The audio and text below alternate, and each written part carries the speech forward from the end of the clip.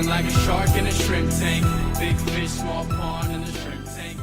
Hey, good morning, everybody, and welcome to a special episode of the Shrimp Tank. We are live at the Omni and the Battery. Of course, Luke behind the board. I'm Ted Jenkins, your co-host with my co-host here, Lee Heisman. Of course, our special guest today, all the way from California, Dr. Michael Breus, the sleep doctor. We're going to talk about that in just a minute, but there's only one, the sleep doctor. Some people say they're a sleep doctor, right? There's only one. There's only one, the sleep doctor. We're going to talk about why that's important today on the podcast. For those of you that have never listened to the Shrimp Tank, download us, shrimptankpodcast.com. We're on Apple Podcasts, Google Play, Stitcher, SoundCloud, iHeartRadio, Spotify, and anywhere that you can find us on the internet.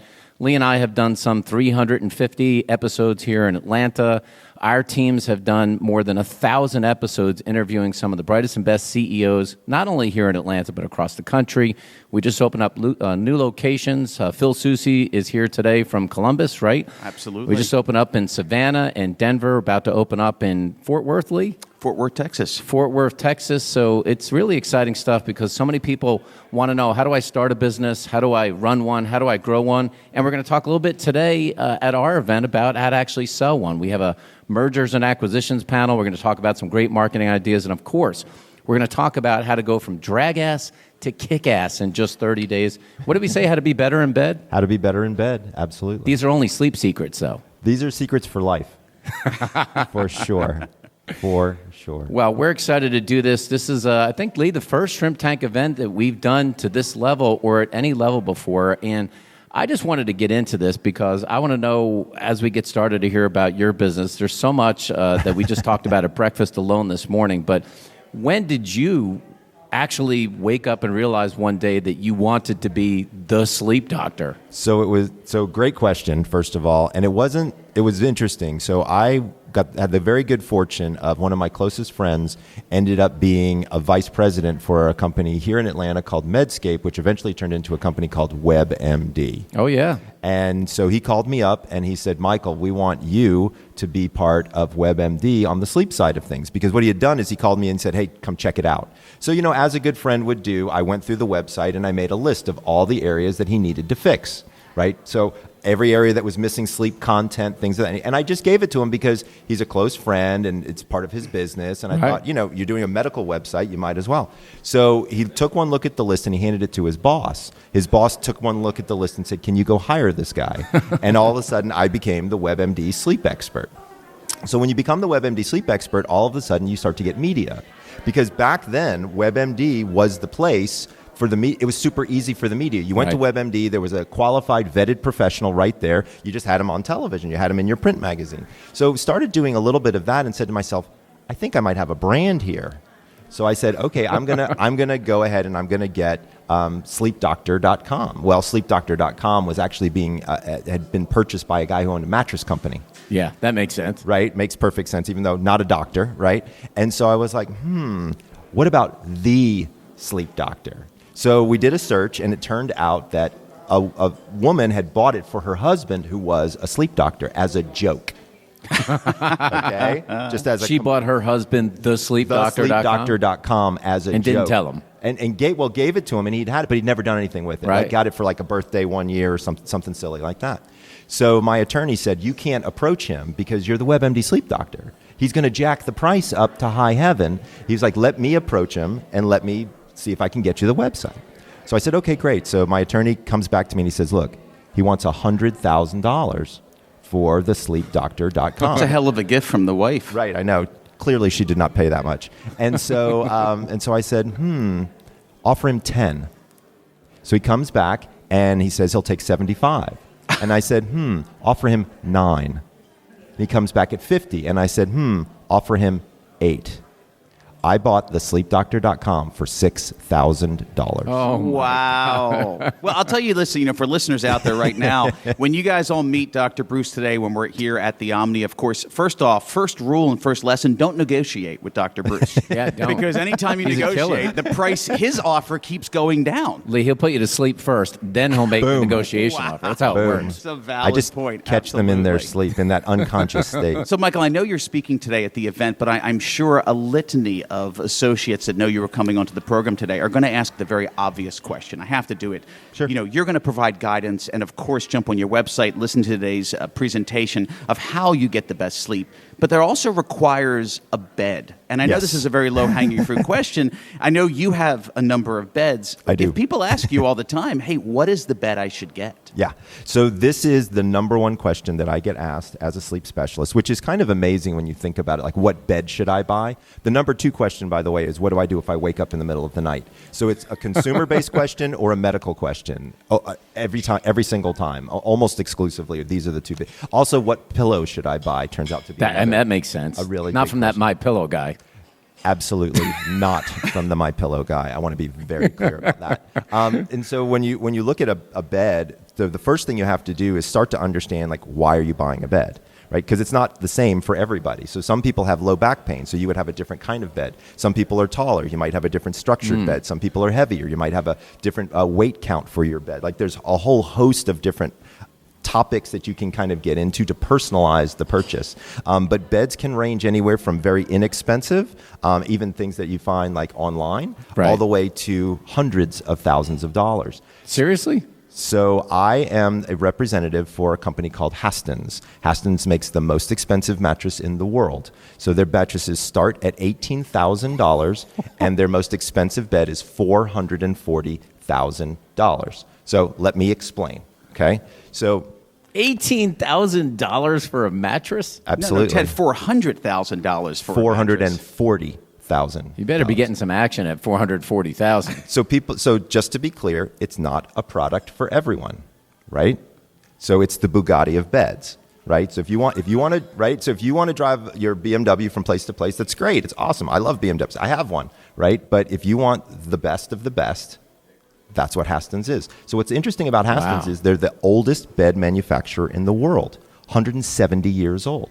They invented the box spring and the bed frame. These are the founders of Literally invented it. literally invented it. So, like, I'm a history guy, and I love brands that have really got the staying power of time. I've never seen a bed. This is literally the oldest brand. So here's what happened is they said, we want to create the most luxurious, expensive product ever in the space. We're the oldest brand. We want to do it. So they said, we're going to make this $400,000 product. So they started building it, and then this thing called COVID happened. Right? Small thing. Which shut down all of their retail stores. So they launched a $400,000 product 3 months in to COVID, right? And they were hoping, if they were lucky, to sell 10 across the year. They sold 10 the first month. So they did $4 million of sales selling a In the first- $400,000 mattress. In the first month. And they realized they had a marketplace for it. So people are like, well, who would have a $400,000 bed? Drake has 2. Oprah has them in 3 of her Of course, homes. of course. Beyonce has them as well. Like, it's not just a status symbol, though, although it is, and it's kind of like a piece of art. It is really a very functional piece of What equipment. makes a mattress? Well, even at $18,000, what makes The that? materials and the production. So it's the only 100% hand-tied bed in the world. Like, literally, it is done 100% by hand. All the materials are 100% organic, and they have some unique materials in there as well. One of their most unique materials, believe it or not, is horsehair. So you might be thinking, you got to be kidding me, horsehair. So horsehair is hollow tubes, and it actually conducts heat better than almost any other material. So the bed has a tendency to stay cool. But my favorite part of the bed is every time that you don't like the way it feels, you call them up, they come to your house, they open it up, and they refluff the bed for you. And then, so it's literally customer service for life. We've had them to our house every 3 months. We know the guys. They come in. They do the whole thing. It's fantastic. Lee, this is a PG to G rated show. But I don't think you'd ever want to be telling your neighbors that I've got my personal fluffer coming to the house. Absolutely, you do. Exactly. For that kind of money, get it definitely, Ted. I'm not going to go down that road. We are being, projected throughout the stadium. But Michael, go into a second piece because I've invited a lot of people today, of course, Sure. and we talk about sleep being your superpower. For sure, right? for sure. As a human being, we have so many executives here today, people that are listening to the show that are entrepreneurs, high-performing individuals, to be a better CEO, to be a better leader, and we even talk about a better spouse, parent. Absolutely. How important is sleep? And can you give a little background, just a little context on Sure, that? sure. And I want to finish up the other end of the question, which was how do you buy a bed? So if you're, number one, you don't have to buy a $400,000 bed. Let's just all be clear about that. You don't even have to buy an $18,000 bed. There are some amazing products out there that are in very reasonable price ranges. But what I will tell you is you kind of get what you pay for, right? So if you go out and you buy a $300 mattress, you're sleeping on a $300 mattress. Like it's not gonna feel the same. Your back is gonna hurt. It's gonna decay over time. That kind of stuff. If you decide to spend somewhere between $2,500 and about $3,500, that's a great range for a bed, right? That's what I tell people all the time. Like if you want to spend a little dollars and have a really good piece of healthcare equipment, because that's really what you need to think of it as. And for people who go on the road, a lot of road warriors that go to hotels, this happened to me. Yeah. I ended up staying at the Four Seasons, and I had the best night's sleep. So you bought the bed. I called the Four Seasons. I said, do you sell your mattresses? And they said yes, and I bought it. Yep. People do it all the time. Now, I'll give you a hint for the road warriors for sleeping. This is a hack that I use that a lot of people don't know about, is when you go, do not order the room with the king-size bed. Don't? Do not. So the king-size bed is the most expensive bed in the hotel, and it's changed out the least frequently. It also has the most surface area across the bed. Most people sleep in the middle of the bed. So what happens is you get a dip and you don't get the support that you would normally get. So whenever you go, always ask for the double or the queen, room with two queens or room with two doubles, because those beds are, number one, replaced far more frequently, and number two, there's less surface area, so they're going to be firmer, so you're not going to wake up with a sore back. Well, I'm not getting a king-size room anymore. Not doing it. And I think it's less expensive doing the two doubles as well. It is less expensive. And the last travel hack, and then we're going to get to why sleep is a superpower, is one of the other things that I do is a lot of the pillows at the hotels don't give the right neck support. Right. So what I do is I take the hand towel, not the washcloth and not the big towel, but the hand towel. I lay it out horizontally and I roll it up, and then I slide it into the horizontal across the bottom of the pillow, and I give myself a rolled support across my neck. Wow. This is why he's the sleep doctor, Lee. This is why we have him here today. That's why he is the sleep these doctor. Are the Get used hacks. to it, boys. I am the sleep doctor. I will tell you, the one travel hack, I'll say this, that I have used over time is that if you have sneakers or shoes and they have dirt on them, or you're at the beach and you have sand, ask for extra shower caps, Lee. Yep. You put the shower caps Over around the the shoes. It will In keep the the bag. dirt and the sand in the shower cap. Well done. Yep. Now we're making stuff happen. Forget about it. This is how we help people. This is how we help people do better. Exactly. So, Michael, go back to that question, for Sleep. listeners out there that are listening to the podcast, and I know you'll be discussing it today. How important is sleep, and how much do people not even realize the lack of quality that they're getting and how it affects their performance during the day? So I kind of call sleep people's like shock absorber of their day, right? So what do you do if your day is long and stressful? You stay up late to finish that last piece of work. You lose some sleep. If you had a really easy day, maybe you get in bed a little earlier, right? So you don't really have a lot of regularity, and so a lot of people don't even think of sleep as probably the most important stress reliever you could possibly have, right? So sleep affects every organ system, every disease state. Literally everything you do better with a good night's sleep. That means handle stress. That means deal with family issues. That means deal with financial problems. That means deal with a crazy stock market. That means deal with a pandemic. Like literally everything you do is modulated by the amount of sleep that you get. You've done this for so many years. I'm wondering if you're seeing a trend now with so much more technology, smartphones, computers. Because I hear more people than I think I ever did in my 30s. Now that I'm in my 50s, and just hearing people saying I'm having trouble sleeping, is that trend continuing now? So there's two different thoughts or ideas there. One is are we getting less sleep due to blue light and exposure to electronic devices at night? And then just generally speaking, are we getting less sleep? So I'm going to address those two differently. Yeah. So as an idea of generally getting less sleep, here's what I can tell you. Since the pandemic, sleeping pill prescriptions have risen by 23%. Wow. 23%. Okay.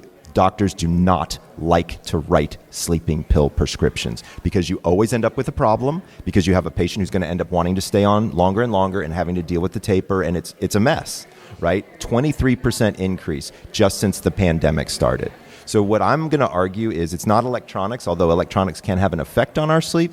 That's not the problem that's going on now. There's really two big issues going on now. One is inconsistency. If people take one thing from anything I say, wake up at the same time every day, including the weekends. Including the weekends. So you're not going to Including make the up. So you don't make up sleep? It's impossible to make up sleep. Now, your body knows how to absorb sleep loss and sleep gain effectively. But here's the reason why this turns out to be so important. And this is the superpower of all superpowers, okay? Is when you wake up in the morning, sunlight hits your eyeball and sends a signal to your brain to stop the melatonin faucet in your head. By the way, that signaling process, same thing happens with blue light from your phone. So that's the reason why we don't want to use our phones at night, because we're basically telling our brain to turn off our melatonin faucet. But follow my logic. We wake up in the morning, sunlight, boom, turns that off. There's a second function that very few people know about, which is where we set a timer for approximately 14 hours later for melatonin to start. Okay? Now, think about it like this. Your brain can't tell time, but it does have a timer. So I'm waking up at 6 o'clock during the week. That means 14 hours later, my melatonin will kick off around 8 o'clock. Now, Saturday morning, I decide to sleep in until 9. Guess what time my melatonin's kicking in? 11 o'clock, which means I've just jet lagged my body into a new time zone. And when Monday comes, it sucks. Right? So stay up late on Friday, sleep in on Saturday. Stay up late on Saturday, sleep in on Sunday. Monday, what does your body want to do? Stay up late and sleep in. So if you can keep consistency throughout your 7 days, it keeps your sleep drive high and it keeps your circadian rhythm locked and loaded. Now, I've always wondered this because I don't use an alarm clock. And that's great if you don't. Yeah, I don't use but that's one. also because Ted's a robot. This is so true. please That's be a whole clear. nother I put the It's on-off great. switch on at 5:30 this morning, but I'm just wondering over time, is it, I always know that there's a mental piece to this, but Tremendous. You're a doctor, so there's got to be some physical piece of this where your brain gets trained over time for maybe a shut-off mechanism, like when it's time to go to bed, and a turn-on mechanism where you don't need the alarm clock. That can be done for all people out there, right? 100%. So it actually is a really good sign that you have good control of your circadian rhythm. So like as an example, I can look at the clock and say to myself, I want to be awake in X amount of time, and I can be awake in X amount of time. Right? Because I have high control over my circadian rhythm. Now, I'm the sleep doctor, so I damn well better have high control over my circadian rhythm, right? So that part in and of itself is interesting. But one of the things we strive for is we strive for people to be waking up without an alarm right at the right time for them. Right. And it's based on something called your chronotype. So your chronotype. So people have never heard of the term, but you've actually heard of the concept before. If you've ever been called an early bird or a night owl, right? Those are chronotypes. So my big contribution to the literature is I found a fourth chronotype. So we used to just think there were early birds, people in the middle, and night owls. How's it going, man? Hey, guys, real quick, I just want to give a shout out to Rennell Richards, the CEO and founder of Business and Bourbon. Rennell, I'm glad you made it today. I like Rennell. both business and bourbon. That's fantastic. I can't wait to learn more. Absolutely. Sorry, Michael, I interrupted. No. So where was I in the story? Well, we were just talking about this chronotype. Thank you. So once we got to the idea surrounding chronotypes, I had to figure out, it didn't fit all my patients. So my patients didn't neatly fall into the early bird, in the middle, or night owl. I had some people who had highly erratic sleep schedules. So it turns out that chronotypes are genetic. Like I can actually look at your 23andMe data or your Ancestry.com data, and I can tell you what you are. It's not a choice. A lot of people say, I want to choose to be an early bird. I want to choose to wake up at 4:30. Bro, I got news for you. Is that the official term that you put in their medical notes, bro? Is that I the do. term you do? If it's a guy. I like it. If it's a guy, it's true. Usually if it's a girl, I just say dude. Or it's whatever, or potentially it's whatever gender they're relating to at that particular whatever moment. their thing is, that I'm cool with that. Right? But at the end of the day, what the goal here is if you can identify your chronotype and live within that chronotypical swim lane, if you will, right, everything gets easiyour. Because what happens is your you now have a predictive ability for your hormones. So as an example, I'm a night owl, right? And so I know that my energy is going to elevate at night. So I don't schedule a lot of early morning stuff, especially because I'm on California time right now. It's like 5:30 in the morning. Yeah, Michael was pointing to this moment in time Yeah. when he said that. So like this is really hard for me to be up and like I don't have my normal energy right now because I'm a night owl. My energy will show up at 2:00 this afternoon.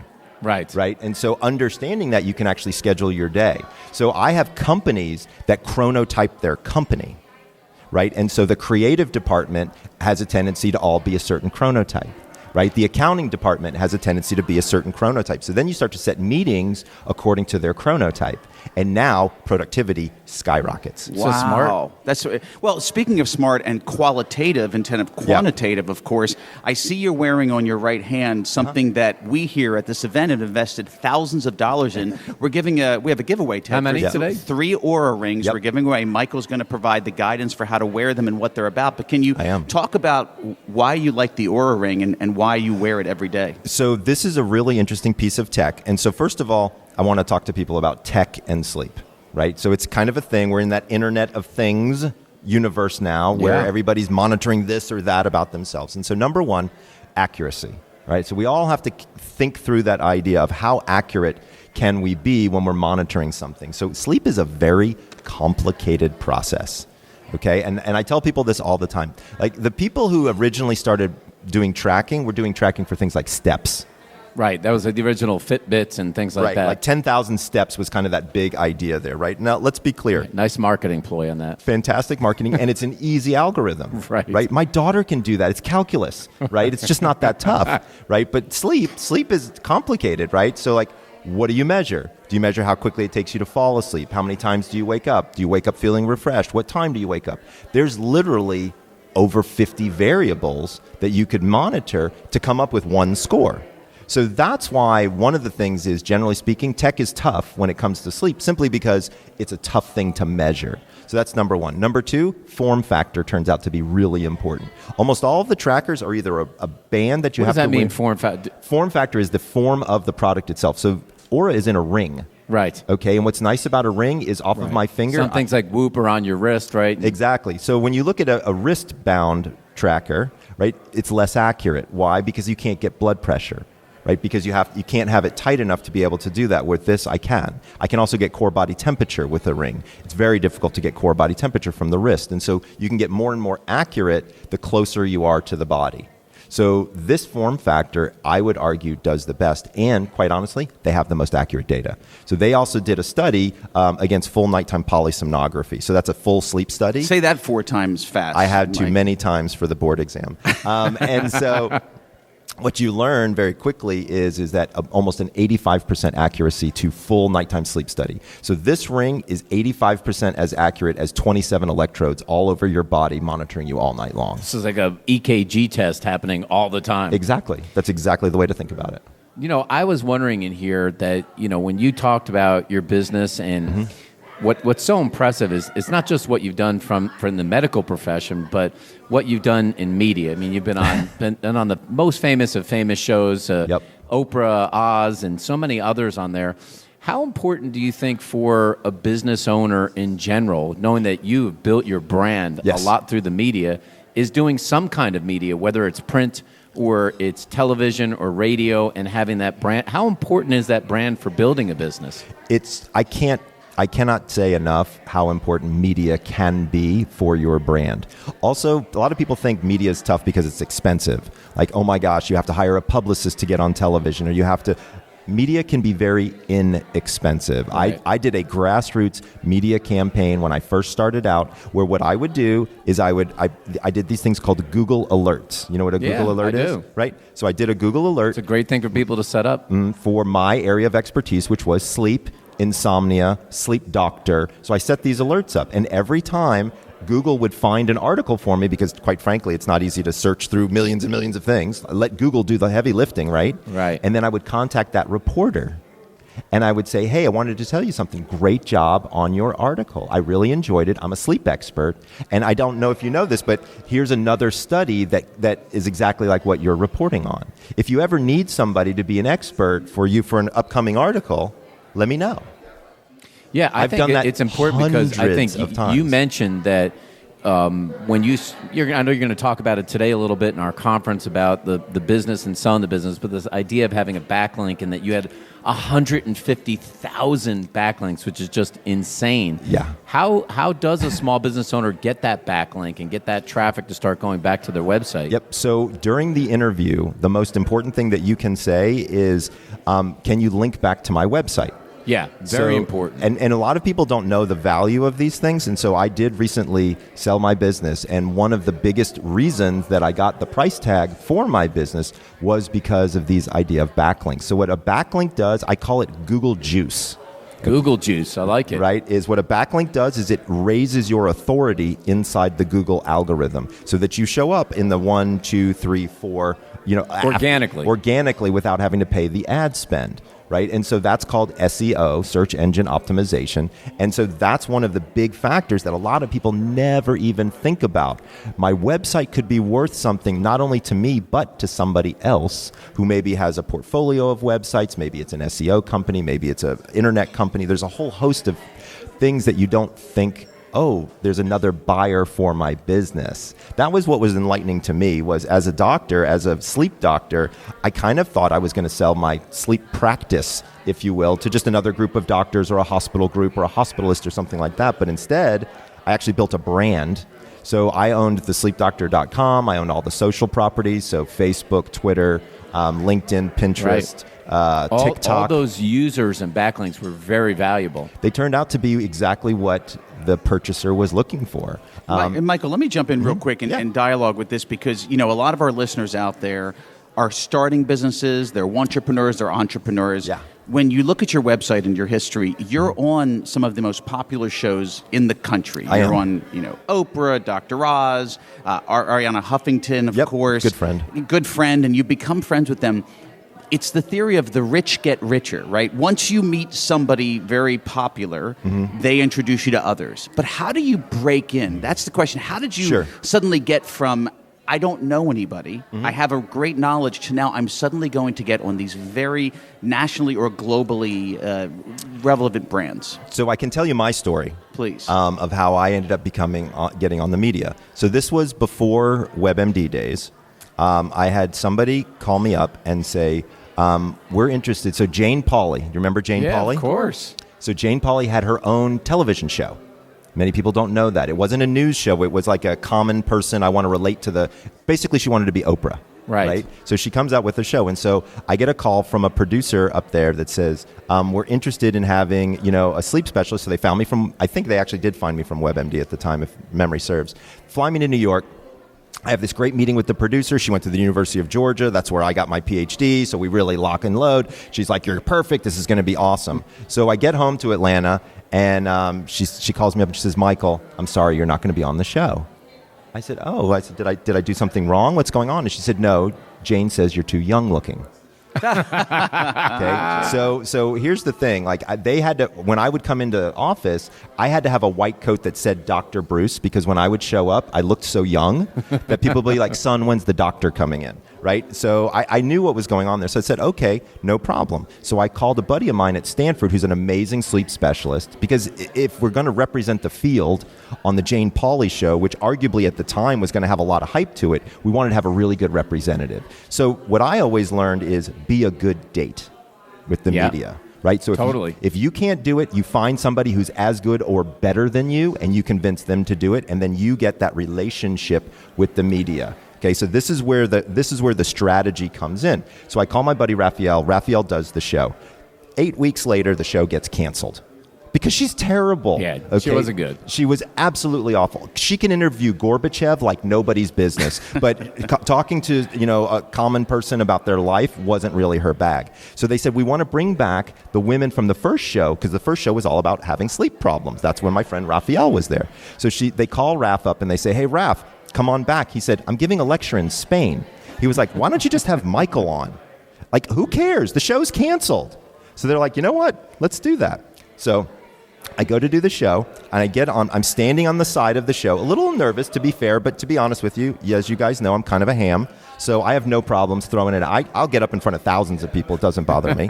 So I'm standing on the side of the show, and the producer turns to me and she says, by the way, Jane has bipolar disorder. This is her last show. This is a true story. She said, if your energy is high, she'll follow your energy. She said, if your energy is low, the show's just going to die. She's like, good luck. Push, right? And so I go out there, high energy. We have a lot of fun. The lights come off, show ends, the crew kind of wraps, and Jane turns to me. She puts her hand on my leg, and she said, Michael, you're really good at this. You should do more of it. When one of the most experienced journalists in the world tells you that you're good at something, you say, yes, ma'am. How do I do more of this? This is my first time ever doing this. And she said, you need a publicist. I said, that's an excellent idea. What's a publicist? I mean, I'm a doctor, right? Like, I have no idea what this is. So she says, the producer is going to introduce you to a publicist that we know to kind of start you on your journey. And that's exactly what happened with me in the media, is I hired a publicist, and that's their job, is to get you in the media. Now, back in the day, it was very, very simple to do. And it turned out to be not too pricey. Fast forward 23 years later, it's a little bit more expensive, but with social media, which is free, you can actually accomplish many of the same PR goals that I accomplished. You don't get the backlinks, which you really want to get. But as a general idea, you can absolutely start your business by doing things in the media that can be extremely helpful. Lee, knowing just our time today and getting everything set up, do you think we do a little sort of rapid fire? Plead the fifth, myth or fact, something like that. I like that as well. Michael doesn't know the rules, but you get to plead the fifth one time, Michael. Fair enough. I just want to do a myth or fact because so many people out there drink coffee and they have energy drinks. Does caffeine ruin your sleep? Because there are some people that say, I can have coffee at 10 o'clock at night, and they still fall asleep. And some people say, if I have a coffee at 3 p.m., I'm going to be up all night. So it actually turns out that this is a genetic biology question. So my physician can drink a cup of espresso before she goes to bed and fall right to sleep, and it drives me freaking crazy. So we did an enzyme test on her, and we discovered that she actually doesn't process caffeine. It literally shoots right through her. Some people do not process caffeine. Some people, believe it or not, can drink and drink and drink, and it has very little to no effect on them from an absorption standpoint. Some people are hypersensitive to caffeine. I had one patient, if she ate a chocolate kiss, she literally wouldn't sleep for 24 hours. So it's unbelievable. By the way, who eats chocolate kisses anymore these days? What? That's a heck of a good Are you point. kidding me? We have bags of them at our house. My wife is a chocolate-aholic. So I have one, Mike. I know that I kind every of day know she eats chocolate every single day. I know the answer to this, but I want our listeners to understand this, that you have some hacks. What's your most popular hack? And I remember, was it called I forget, it had a latte in it. Yep, or what was that called? So it's called the Napa Latte. The Napa Latte. That's it. Absolutely. So somebody said I should have called it the Nappuccino, but that was already taken. So I did, and I still own Napa Latte. You do? Of course I do. There's another business to sell. You know it, brother. So here's what you do, is it's a very interesting hack. So the thing to understand is, in order to start to feel sleepier and sleepier and sleepier, your brain builds up a substance called adenosine. Okay? If you look at the molecular structure of adenosine and the molecular structure of caffeine, they're off by one molecule, which is kind of amazing when you think about the substance in your brain that makes you tired and the substance outside of your brain that makes you awake are only off by one molecule. So when you take a nap, close your eyes, you'll burn through the adenosine that's there. If you've slugged a cup of coffee just before the nap, so take a cup of black drip coffee, no cream, no sugar, because you don't want dairy, you don't want sugar. Put 3 ice cubes in it, slug it, and then take a 25-minute nap. You burn through that adenosine. Caffeine is waiting in the wings, and because it's so close molecularly, it fits into that receptor site and blocks more adenosine. So you set an alarm for 25 minutes. 25 minutes. You can't go over. So you shoot the coffee, just to be clear. Yep. You set the alarm for 25 minutes. Yeah. You quickly take your nap. If you're struggling during the day and you need to wake up. Absolutely. And to be clear, it'll still work even if you don't fall asleep. So a lot of people say to me, I can't fall asleep during the daytime. I just can't do it. Just being out of an environment that's really cacophonous and lots of noise and things like that, and having some 15 to 25 minutes to yourself can be almost as refreshing.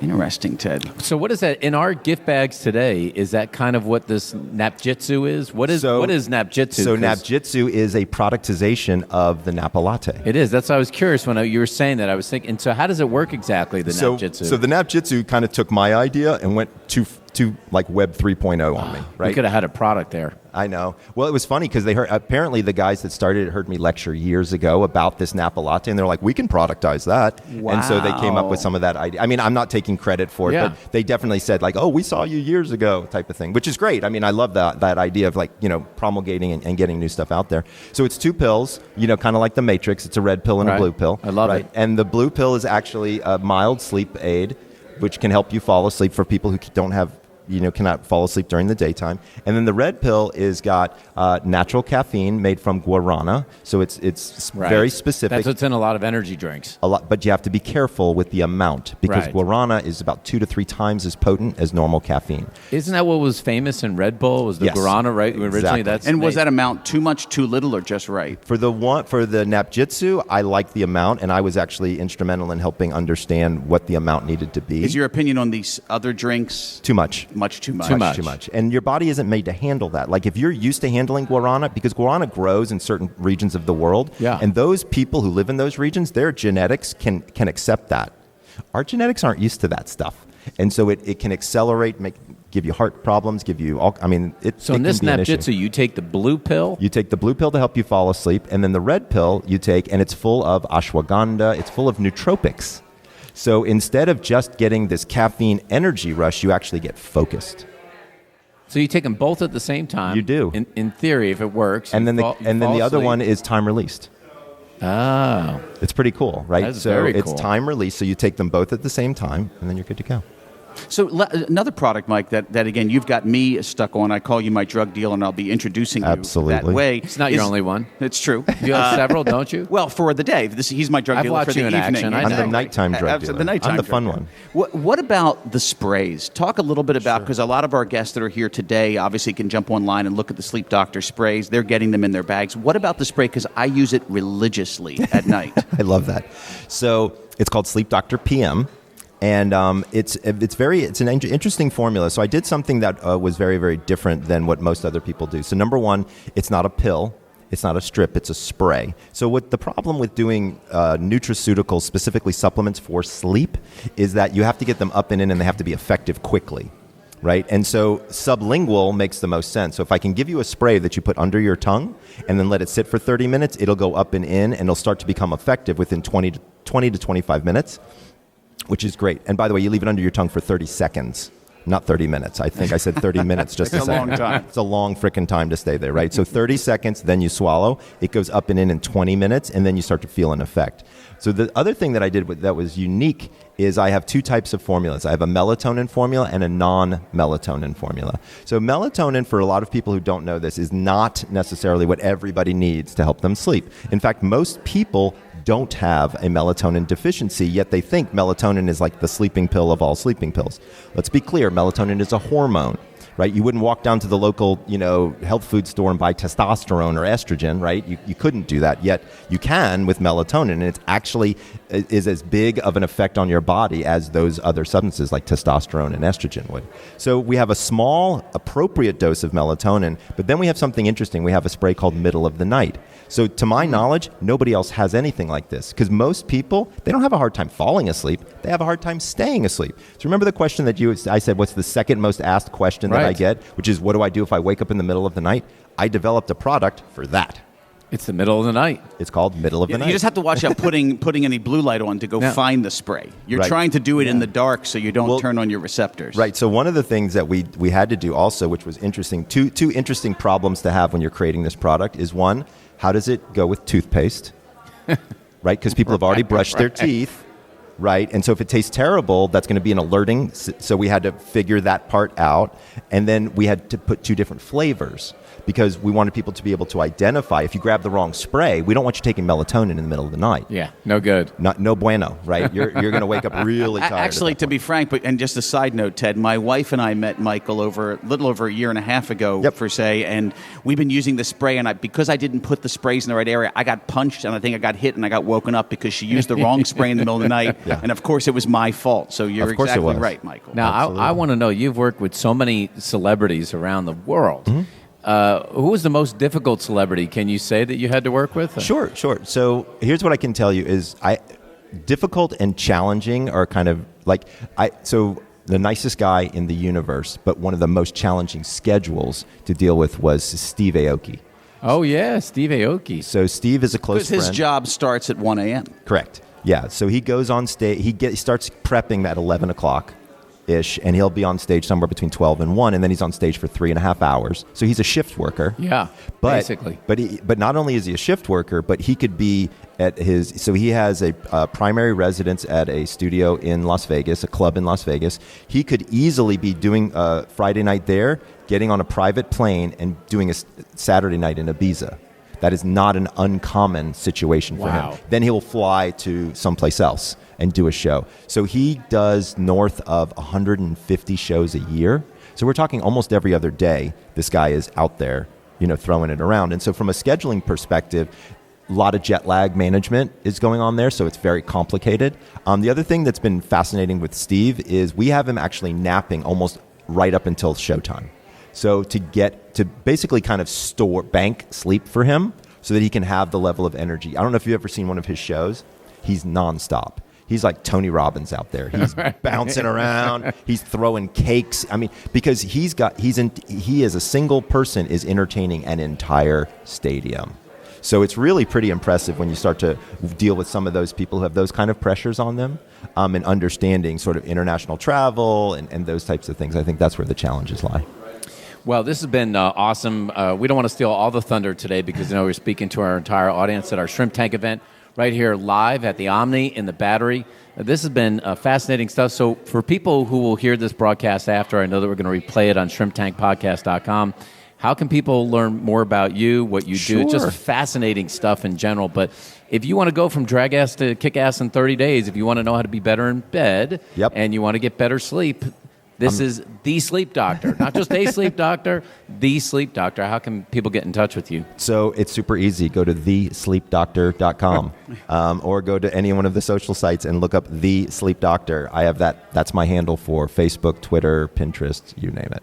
This has been awesome stuff. We look forward to having more of this at our conference today. We're also going to be talking on 2 panels today, Lee running one on mergers and acquisitions and about how to sell your business, maximize your enterprise value. I'm going to talk about marketing as we come out of the pandemic here, so to speak, and people are getting back up and running. How can you take your business to new heights here in 2022? Thanks so much for listening to this episode of The Shrimp Tank. I've been feeling like a shark in a shrimp tank.